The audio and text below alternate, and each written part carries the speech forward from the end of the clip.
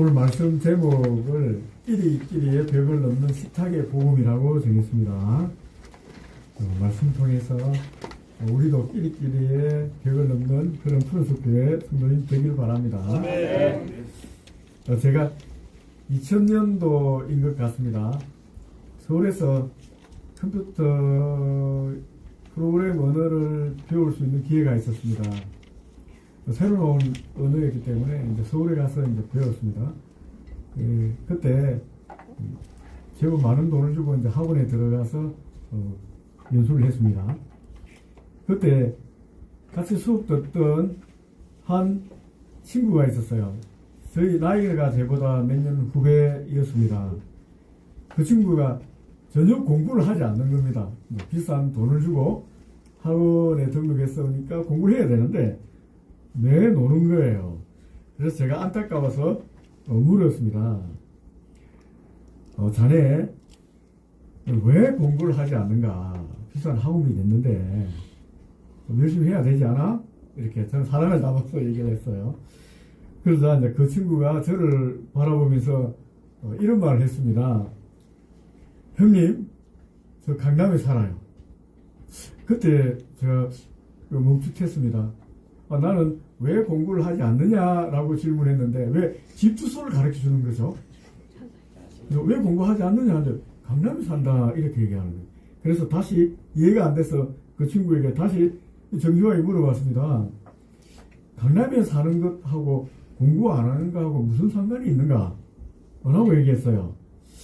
그러자 그 친구가 정색을 하면서 저를 딱 쳐다보면서 이렇게 말하고 나가버렸어요. 아, 형님 정말 답답하시네.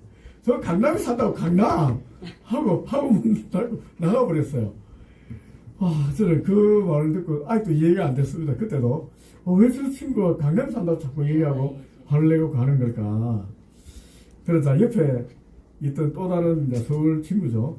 그 후배가 제가 안타까웠는지 이제 얘기를 해 주었습니다. 제가 나이가 좀 많았기 때문에 그 친구에도 형님 왜 강남에 살면 공부 안 해도 됩니다. 집에 돈이 많고 가문도 좋아서 저 친구는 취미로 학원 다니는 친구예요. 그러니까 강남에 산다는 말은 공부 안 해도 된다는 말이니까 걱정 안 해도 됩니다 형님 이렇게 얘기하는 거예요. 그때 그 말을 듣고 처음으로 부산촌 놈 깨달음이 있었습니다. 이 나라에도 이미 어디에 사느냐 그 하나만으로도 줄을 서는 나라가 되었구나 이 생각을 하게 됐어요. 2000년대 초반이겠습니다. 2000년도나 2001년 정도 됐을 텐데 그리고 지금 부산을 생각해도 별반 다르지 않게 되었다고 생각이 됩니다. 우리 해수동이란 말이 많이 하잖아요. 그리고 해운대, 수영구 그리고 동네 쪽은 잘 사는 사람들이 모여 사는 곳이다. 그래서 해수동의 집값이 오르고 그쪽에 이사가기 원하는 시대가 되었습니다. 아마 서울의 강남과 같은 그런 이미지로 얘기하고 있는 것 같아요. 여러분, 그런데 이런 이야기가 이제 부동산만의 이야기가 아닙니다. 우리는 수도 없이 많은 방식으로 선을 긋습니다. 선을 긋는 거예요. 너 어디 사느냐? 하고 선을 긋습니다. 너 어느 학교 다녀? 하고 학교별로 선을 긋습니다. 너 부모 직업이 뭐야? 하고 또 선을 그어버립니다. 우리 중고등부 우리 학생도 있는데 중고등부 학생들도 자기들끼리 세계에서 선을 끊는 방법이 많습니다. 카톡 일심이라고 해서 어떤 사람은 카톡해도 대답도 안 합니다. 선을 끊는 거예요. 또 이 단체 사진 찍는데 혼자 또 빠지기도 하고 또 빼버리기도 합니다. 점심시간에 어디에서 앉아서 먹어야 될지 눈치 보는 사람도 있습니다. 이건 다 선을 끄는 거예요. 우리 청년들도 마찬가지입니다. 우리 청년들도 자연스럽게 어떤 모임은 참가하고 어떤 모임은 자연스럽게 빠집니다. 자기도 모르게 선을 긋기도 하고 또 끄임받기도 한 것입니다. 우리 장년분들도 우리 어른 성도님들도 마찬가지입니다. 우리 옆집에 모임에 자기만 빠지는 경험이 있을 수가 있잖아요. 사람들 초청하는데 자기만 빠질 때가 있어요. 그때 여러분 기분이 어떻습니까? 좋지 않죠. 우리 모두 어느 쪽이든지 이런 선을 경험하게 되어 있습니다. 선을 끊는 쪽에서도 경험하게 되고 선을 끄어지는 쪽으로도 경험하게 됩니다. 오늘 말씀에 등장하는 레이라는 사람은 그 선의 저 끝에 앉아있는 사람이었습니다. 이 레이라는 사람이 앉아있는 장소는 가브나움이라는 지역의 세관이었습니다. 가브나움은 갈릴리 호수 근처 있는 지역입니다. 그 지역은 헤롯 안티파스가 분봉왕으로 다스리고 있는 경계지역이었어요. 그 당시 그 지역은 로마 제국이 통치하고 그들의 앞잡이로서 헤롯 왕이라는 사람을 분봉왕으로 세운 거예요. 사람이 가장 많이 오고 가는 길목에 가브나움이 있었습니다. 그래서 세관을 세운 거예요. 로마 세관은 몇 군데 되지 않은데 그것이 굉장히 사람이 많이 다니고 번영하니까 가브나움에 세관을 세웠던 것입니다. 통행세를 걷기에 최적의 장소였습니다. 레이가 바로 그 장소에 그 자리에 세관 앞에 앉아 있었습니다. 여러분, 지난 시간에 우리가 누가복음 5장에서 베드로가 빈손으로 앉아있던 이야기를 했습니다. 베드로가 밤새 그물을 던졌는데 고기를 한 번에 잡지 못했어요. 아무것도 못 잡은 사람, 실패해서 빈배였습니다. 빈손이었습니다. 근데 오늘 읽는 레이는 다릅니다. 그는 언뜻 보기에 성공한 사람입니다. 쉽게 말하면 당시 기준으로 인서울에서 이 서울의 지방 공무원, 세관 공무원, 세무공무원 정도 된 겁니다. 직업도 안정되었고 소득도 굉장히 많았습니다. 그리고 뒤에는 로마 군대가 배경으로 든든하게 버티고 있었습니다. 한마디로 출세한 사람이라고 할 수 있습니다. 그런데 레이 얼굴을 보니까 허무합니다. 역시 빈배입니다. 빈손입니다. 그의 얼굴을 한번 보십시오. 수많은 사람들이 지나가는데 그 골목에 앉아있는, 길목에 앉아있는 레이를 한 사람도 정면으로 눈을 마주치는 사람이 아무도 없었어요. 다 그를 보고 빙 돌아서 피해갔습니다. 레이만 쳐다보니까 더 돌아가는 거예요. 그리고 뒤에서 침을 뱉습니다. 퇴퇴. 에이, 재수없다. 오늘도 레이를 보다니 재수없구나 하고 돌아가는 거예요. 왜 그렇습니까? 왜냐하면 여러분, 그는 유대인입니다. 레이라는 사람은 유대인으로서 로마의 앞잡이가 돼서 동포들의 세금을 뜯어가는 민족의 반역자라고 낙인 찍혔기 때문에 그렇습니다.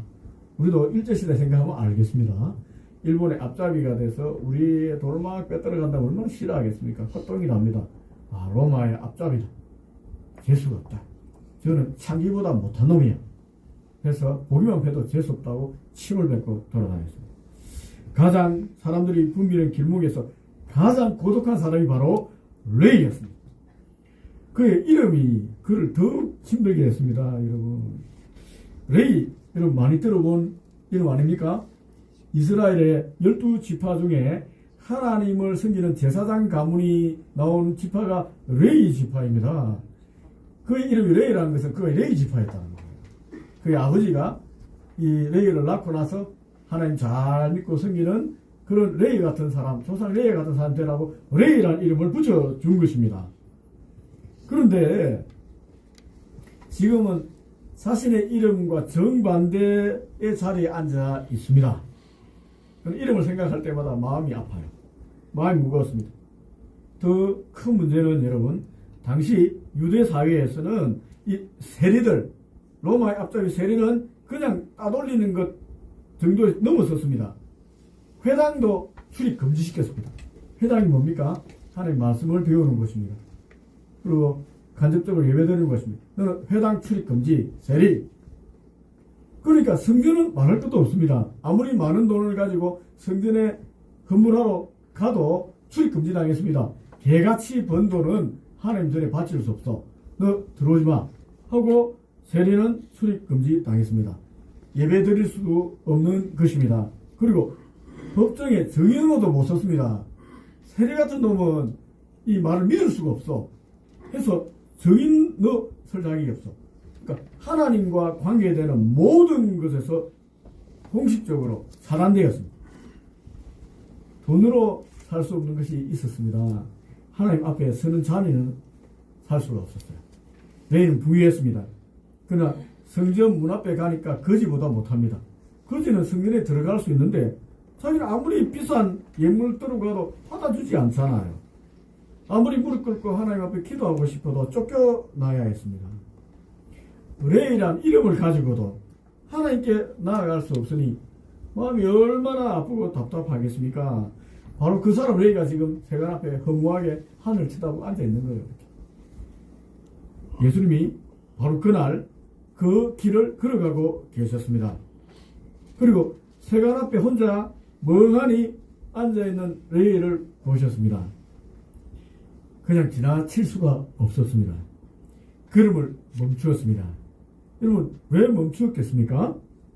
하나님은 사람이 외롭게 고독하게 혼자 있는 것을 기뻐하지 않습니다.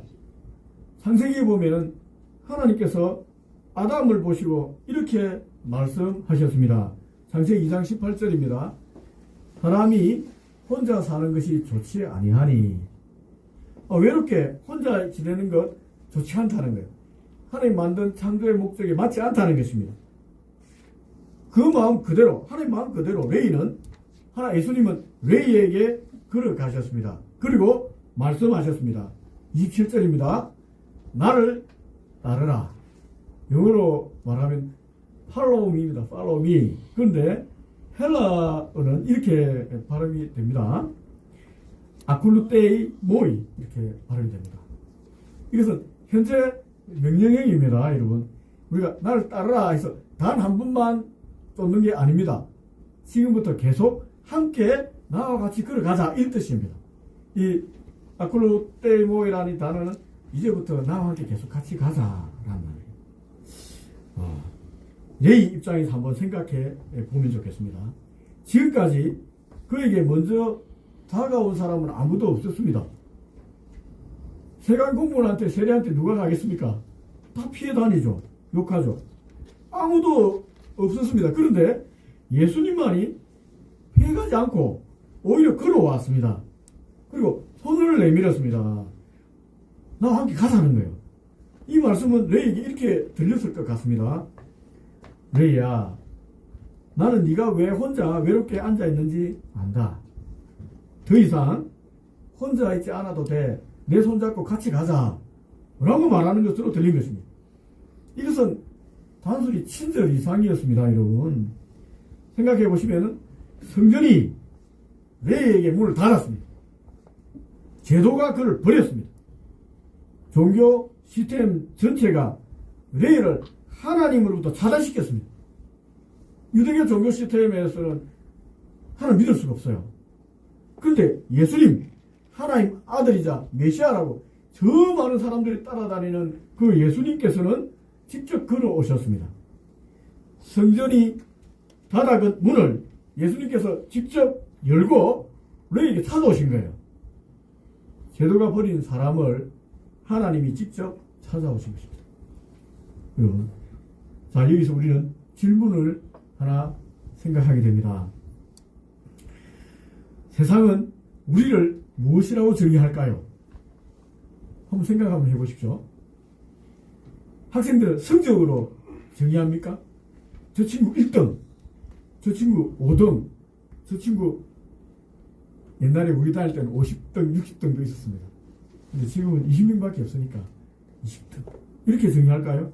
안 그러면 스펙으로 정의합니까? 토플 점수, 토익 점수, 저는 어디 인턴, 뭐 이런 걸로 정의합니까? 직장인들은 연봉으로 정의받습니까? 저 친구는 연봉 5천, 저 친구는 3천, 저 친구는 1,000만원. 이렇게 정의합니까?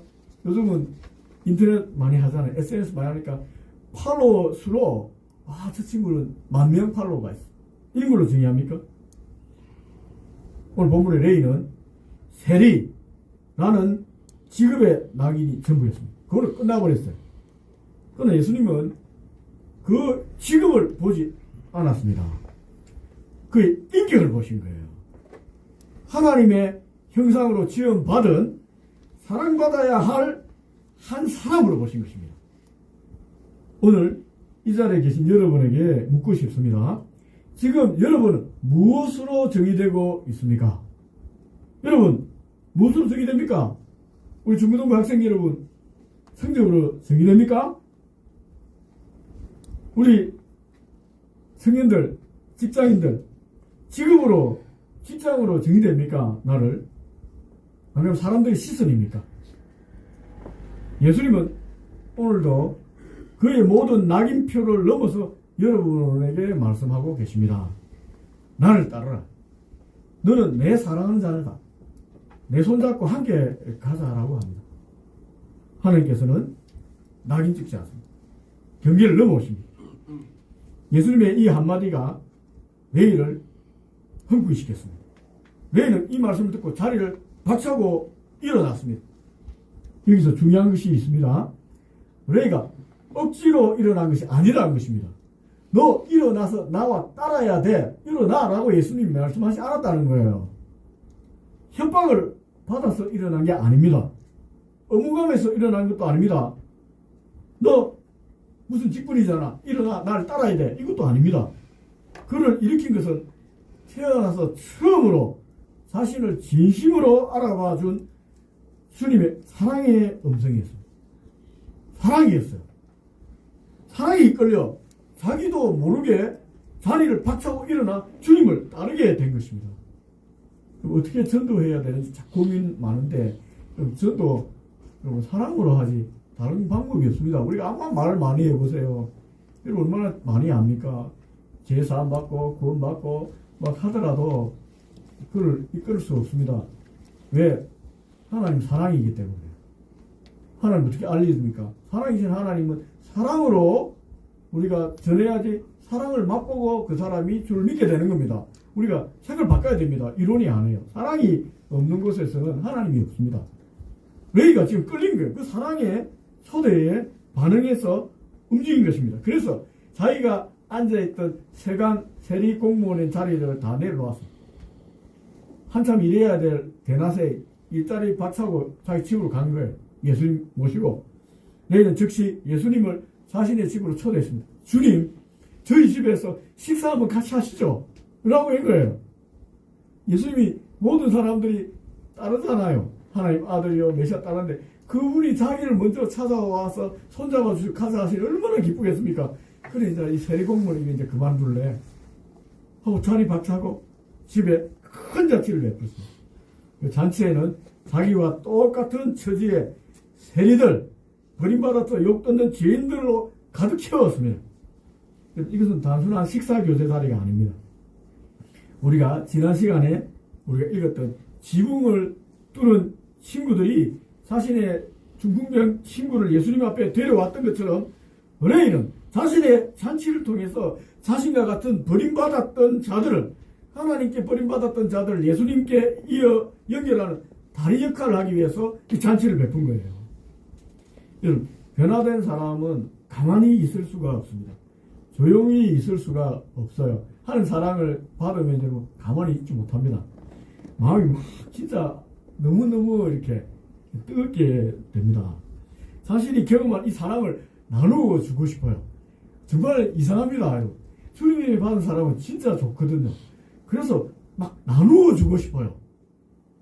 돈 받고 나누는 게 아닌데 그냥 나누어 주고 싶습니다. 그러니까 어떻게 나눠줍니까?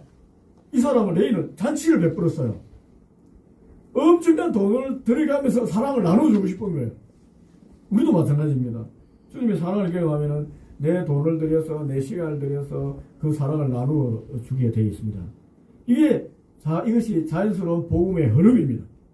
그러나 이 아름다운 이 잔치를 불편하게 바라보는 시선이 있었습니다. 바리새인들이 저것을 보고 그 모습을 보고 수군거렸습니다. 30절입니다. 너희가 어찌하여 세리와 죄인과 함께 먹고 마시느냐? 예수님과 제자들에게 말한 말이에요. 여러분, 세상은 언제나 이렇게 말합니다. 여러분, 잘 생각해 보세요. 얘야, 저 사람과 어울리면 안 돼. 저런 사람에 어울리지 마.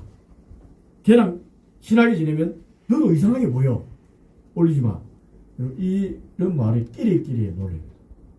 세상은 늘 끼리끼리 얘기합니다. 그러나 예수님은 이렇게 대답하셨습니다. 31절과 32절입니다. 건강한 자에게는 의사가 쓸데없고 병든 자에게나 쓸데있나니 내가 의인을 부르러 온 것이 아니요 죄인을 불러 회개시키러 왔노라. 복음은 낭떠러지로 사람을 밀어 떨어뜨리는 그런 분노 같은 행위가 아니에요. 식탁으로 초대하는 사랑입니다. 이게 경계를 넘어가야 되는 사람은 굉장히 용기 있는 사람이에요. 정의로운 사람이에요. 사람을 기술로 평가하지 않다. 세상은 막 평가합니다. 요즘 유명한 맛집이나 콘서트가 열리면은 VIP에게 초대장이 옵니다. 이 초대장 공짜로 오라는 거예요. 왜 초대합니까?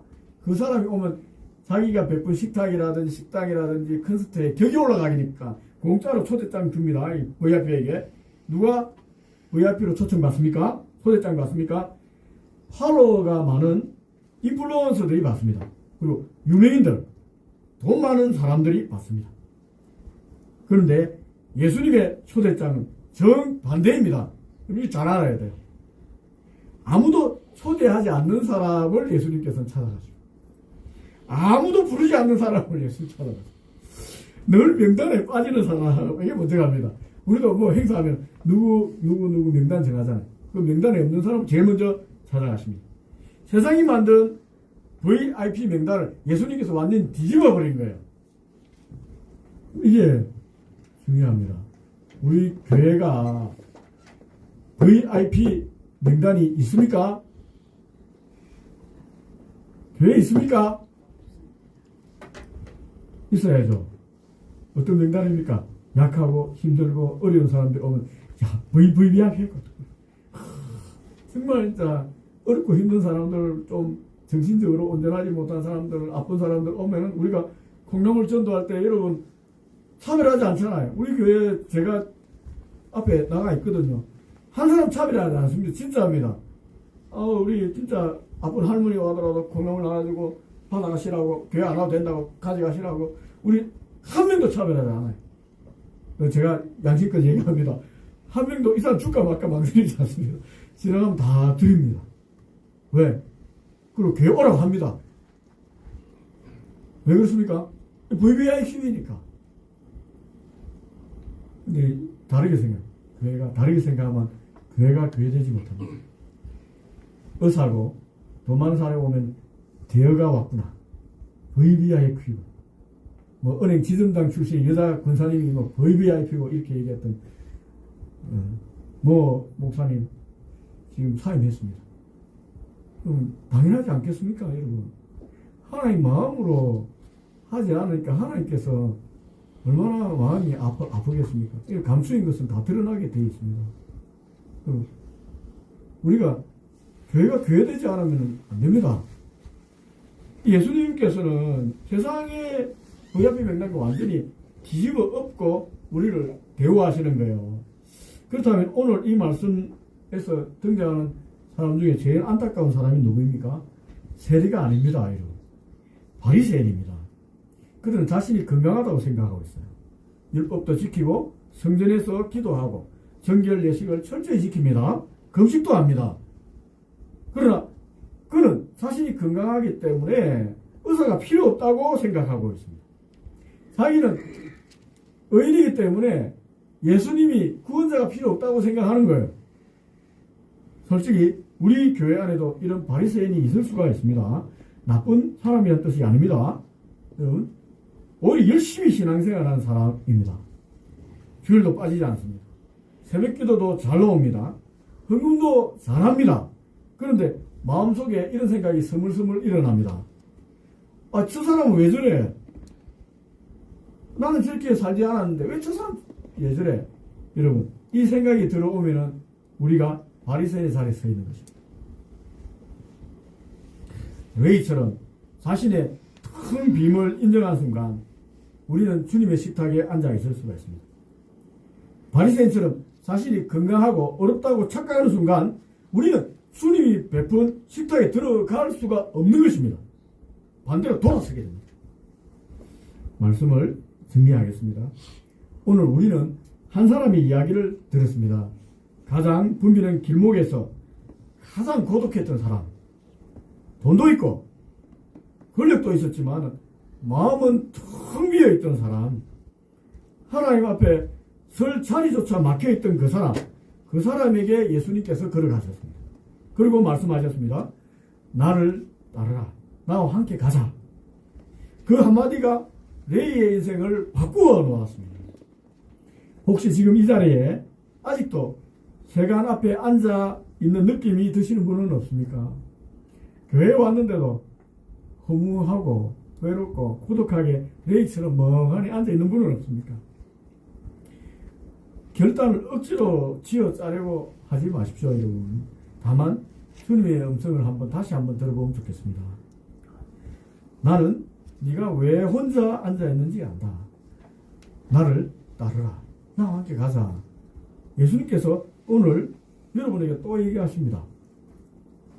이 사랑이 들릴 때 우리는 자연스럽게 일어나게 됩니다. 레이가 그랬던 것처럼. 그리고 일어난 사람은 반드시 또 다른 질문 앞에 마주서게 됩니다. 우리 주변에 지금 홀로 앉아있는 레이가 누구인지 고민하게 되는 것입니다. 학교에서 여러분, 늘 혼자 밥 먹는 친구는 없습니까? 우리 중고등부 학생 한번 생각해 보세요. 혼자 밥 먹는 친구. 직장에서 모임마다 끼지 못하고 겉도는 사람은 없습니까? 우리 청년들, 우리 직장 생활하는 성도님 생각해 보세요. 또 교회 안에서도, 동네에서도 관계가 끊어진 채 살아가는 이웃과 가족 없습니까? 오랫동안 연락도 없는 사람이 없습니까? 예수님이 먼저 우리에게 손을 내미셨습니다. 이제 우리가 먼저 손을 그들에게 내밀 차례입니다. 예수님이 내미신 손을 잡는 순간 레이는 삶의 존재 가치를 찾았습니다.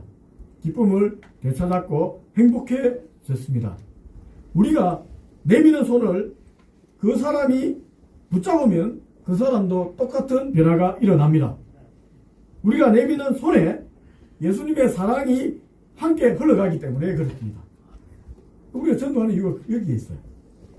예수님은 새 부대에 새 포도주를 담으셨습니다. 낡은 끼리끼리의 세계에 전혀 새로운 식탁 공동체를 여셨습니다. 그 식탁의 문을 여는 사람, 먼저 손을 내미는 여러분입니다. 먼저 손을 내미는 여러분이 이 땅에서 예수님을 따르는 참된 제자입니다. 여러분의 한 걸음부터 세상은 따뜻한 관계들로 변화되기 시작하는 것입니다. 이번 한 주 동안 매일 이런 기도를 한번 드려보면 좋겠습니다. 여러분, 성령님, 오늘 제가 편견으로 대했던 누군가에게 혹은 눈에 보이지 않았던 외로운 누군가에게 주님의 마음으로 먼저 다가가게 해 주십시오 라고 기도하면 좋겠습니다. 그리고 그 사람에게 한번 먼저 말을 걸어보면 좋겠습니다. 우리 밥 함께 하자. 이렇게 한번 해보면 좋겠습니다. 작은 한 걸음이 레이의 인생을 바꾼 예수님의 그 한 걸음과 같은 그런 기적을 낳는 걸음이 되는 것입니다. 우리 교회가 그런 은혜로 충만하기를 바랍니다. 아멘. 기도하겠습니다.